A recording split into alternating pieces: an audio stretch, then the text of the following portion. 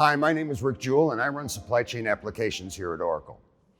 I think we all know how much COVID-19 has had an impact on businesses all around the world. But when it comes to supply chain, the pandemic has really accelerated trends that were already well underway. So it's now the time for you to get serious about investing in, replatforming, transforming, and evolving your supply chain.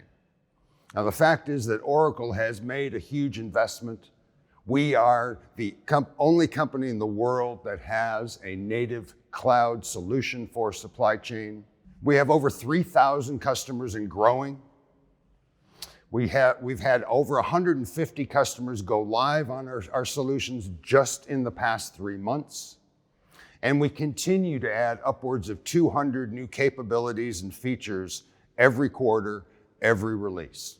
We've already entered into the process manufacturing industry. We've provided project-driven supply chain capabilities, already provided a service logistics and depot repair capability that tightly integrates with our field service and engagement cloud. So one thing I'd like to say to everyone is stay tuned for an announcement of a supply chain live event. So we look forward to seeing you there.